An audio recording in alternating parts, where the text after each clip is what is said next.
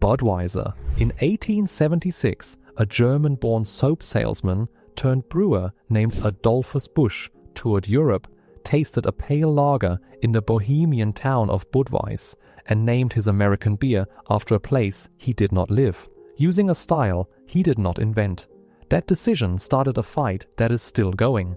A Czech brewery, Budweiser Budvar, has been locked in a trademark war with Anheuser-Busch for more than a century, and depending on which country you're standing in, only one of them is legally allowed to call itself Budweiser. Across most of Europe, the American version has to sell itself simply as Bud. In North America, the Czech one sells as Czechvar. Budweiser itself is brewed with a portion of rice alongside the barley, which is what gives it that crisp, clean, nearly weightless character, and what beer snobs have spent decades using as their entire personality. It remains one of the most recognized beer brands on earth, the self-proclaimed King of Beers, a title it awarded to itself, which is the most Budweiser thing imaginable. Bud Light, introduced in 1982 as Anheuser-Busch's answer to a country that had suddenly started counting calories, Bud Light spent more than 2 decades as the best-selling beer in the United States, the default, the beer that turns up at every wedding, funeral and tailgate, whether or not anyone actually ordered it. Its recipe is engineered for maximum inoffensiveness, light body, low bitterness, around 4.2% alcohol, a flavor best described as the rumor of beer. Then came April 2023, a single sponsored social media post spiraled into a nationwide boycott, and within weeks, Bud Light lost its #1 crown to Modelo Especial, the punchline the company never lived down. Modelo is also sold by Anheuser-Busch's own parent company in the US. Bud Light got dethroned by a beer wearing the same corporate jersey. The fallout was later estimated to cost well over $1 billion in North American sales, proof that the hardest thing to engineer is not a beer, but a marketing department. Coors. Adolf Coors, another German immigrant, because brewing appears to have been the great immigrant side hustle, founded his brewery in Golden, Colorado in 1873 and treated the local Rocky Mountain spring water like a sacred relic. For decades, Coors did something almost no national brand would dare. It refused to pasteurize. That kept the beer fresh and delicate, but it also meant the stuff spoiled quickly and had to be kept cold all the way from the brewery to the fridge. So until 1976, Coors was sold only in a handful of states west of the Mississippi. It was never technically illegal, that part is a myth, but hauling it eastward without the right permits was, which is the entire plot of the 1977 film Smokey and the Bandit. Politicians reportedly smuggled it. Gerald Ford is said to have loaded cases onto government planes. Coors didn't reach all 50 states until 1991, when Indiana finally got the memo. Today it's known as the banquet beer, and for cans that turn blue when cold, a feature for people who have not yet mastered the ancient technique of touching the can. Miller. Frederick Miller, a Milwaukee brewer with, you'll be shocked, German credentials, launched Miller High Life in 1903 and crowned it the champagne of beers, selling it in a clear tapered bottle built to look like something you'd toast a yacht with. It was aspirational lager for people who couldn't quite afford aspiration. Miller's larger mark on history came in 1975, when it took a failed diet beer, a formula traced back to biochemist Joseph Owaits, rebranded it Miller Lite and sold it to sports fans with the slogan, "Tastes great, less filling." Miller Lite didn't strictly invent light beer, but it turned it into a national obsession and effectively built the multi-billion-dollar light lager category that every brand on this list now claws over. High Life, meanwhile, quietly became a hipster favorite decades later, living proof that if you wait long enough, cheap curdles into retro. Pabst Blue Ribbon. The blue ribbon on the can points to an award Pabst has printed on every container for over a century, selected as America's best in 1893 from the Chicago World's Fair. There is one small problem. Historians can't actually confirm Pabst won anything resembling a grand prize. By most accounts, the fair's judges handed identical medals to every beer that cleared a quality score, with no single champion crowned. Pabst declared victory anyway, draped its entire Milwaukee brewery in blue silk, and began tying literal ribbons around bottlenecks, reportedly burning through around 1 million feet of silk a year until a World War I shortage forced it to stop.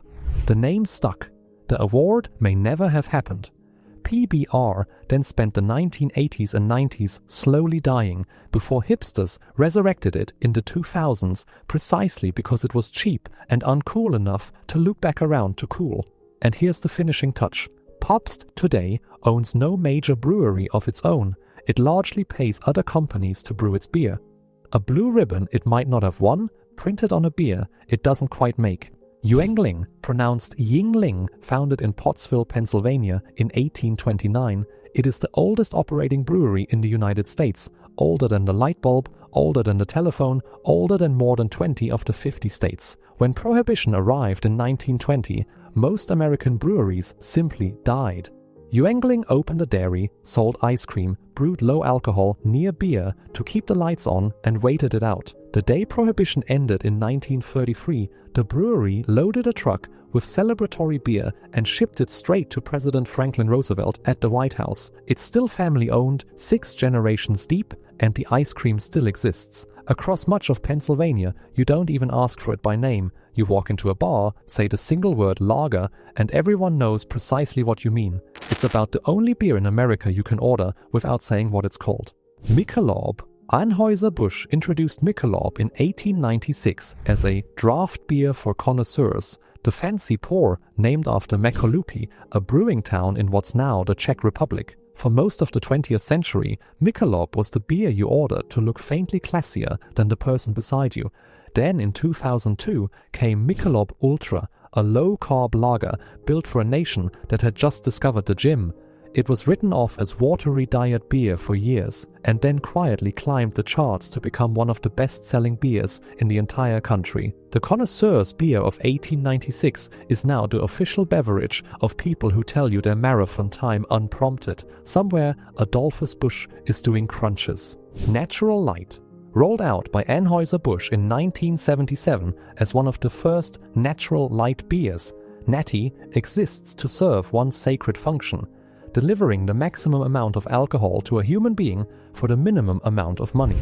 At roughly 4.2% and famously cheap, it is the semi-official currency of the American college campus, where it's bought by the 30 rack and judged not on flavor, but on volume per dollar. It later spawned Natty Daddy, a stronger addition for anyone who found ordinary Natty insufficiently committed, plus a line of flavored seltzers aimed squarely at the same wallet. Nobody in recorded history has described Natural Light as good. Millions have described it as enough. Busch. Anheuser-Busch launched it in 1955, originally as Busch Bavarian Beer, a no-frills everyman lager, and it has spent 70 years being exactly that and nothing more. Busch and its lighter sibling Busch Light are the unofficial fuel of rural America. The deer stand, the fishing boat, the tailgate, the tractor cab. Fans affectionately call it Busch Latte, a nickname that only gets funnier the longer you sit with it.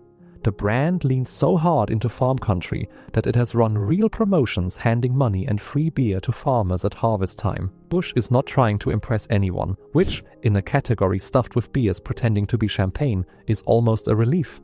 Rolling Rock. Brewed in Latrobe, Pennsylvania, starting in 1939, this pale, green-bottled lager carries the most famous riddle in American beer, the number 33 printed on the back label beside a 33-word pledge, with no explanation whatsoever. Theories have bred for 80 years. 1933, the year Prohibition ended, 33 steps from the brewmaster's office to the floor, 33 streams feeding the water supply. The most credible answer is gloriously boring. A founder scribbled 33 to mark the word count of the pledge. The printer assumed it was part of the copy and printed it, and nobody bothered to correct it. In 2006, Anheuser-Busch bought Rolling Rock for $82 million and promptly moved production out of Latrobe to New Jersey, while keeping the words Old Latrobe proudly on the label. A beer named for a town it's no longer brewed in. The 33, fittingly, still means nothing. Genesee. Out of Rochester, New York, Genesee has been brewing since the 1870s, and its signature product, Jenny Cream Ale, is a small act of quiet defiance. A cream ale is a bit of a contradiction on paper, brewed partly like an ale and partly like a lager, which technically makes it a beer that can't decide what it is.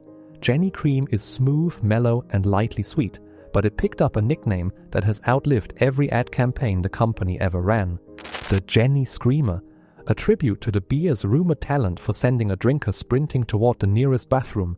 Whether that reputation was ever earned or just passed down as college folklore, Genesee has never fully shaken it.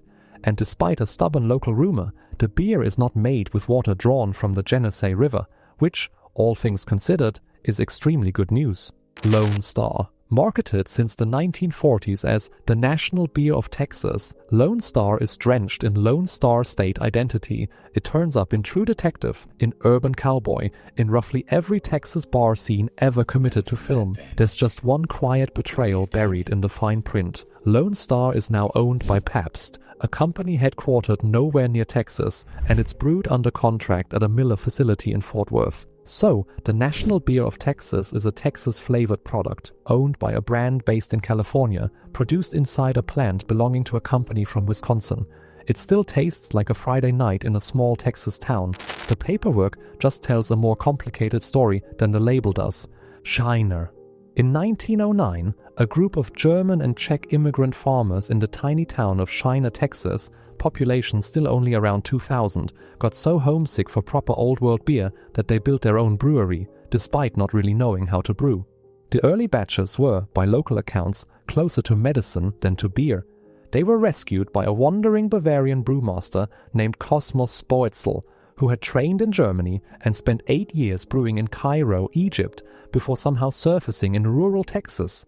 His dark lager, Shiner Bock, first brewed in 1913, is now the flagship, though for decades it was a springtime Lenten seasonal made only part of the year. Shiner brushed against extinction twice and survived both times, most recently saved in 1989 by a Mexican-born importer whose family had once distributed Corona. It's still brewed in the same little town where it started, which in modern American beer amounts to a small miracle. Sam Adams. In 1984, a Harvard-educated management consultant named Jim Koch quit a comfortable job, pulled an old lager recipe out of his family's papers, reportedly his great-great-grandfather's, and started brewing it in his kitchen. He named the beer after Samuel Adams, revolutionary firebrand, and, conveniently, a man tied to the brewing trade. Two small historical wrinkles. Samuel Adams was really a maltster rather than a working brewer, and the stern face on the label looks far more like Paul Revere than like Adams himself. Koch sold his Boston lager door-to-door out of a briefcase, and within 6 weeks it won Best Beer in America. Boston beer eventually grew so large that the industry had to redraw the official definition of craft brewing just to let it keep qualifying. And its wildest creation, Utopias, is a still uncarbonated beer that can reach roughly 28% alcohol, strong enough that it's illegal to sell in more than a dozen states. A revolutionary beer named after the wrong-looking face of a guy who mostly made malt. Sierra Nevada. In 1980, a homebrew shop owner named Ken Grossman built a brewery in Chico, California, almost entirely out of second-hand dairy equipment, repurposed milk tanks, and scrapyard parts welded together into a working brewhouse. Into it, he poured a then radical amount of Cascade hops, an American variety bursting with pine and grapefruit, and out came Sierra Nevada Pale Ale. That one beer is arguably the big bang of American craft brewing, the bottle that taught a generation that beer could be bitter, aromatic, and loud, and that inspired thousands of the breweries filling shelves today. Grossman, who once delivered the beer himself, is now a billionaire.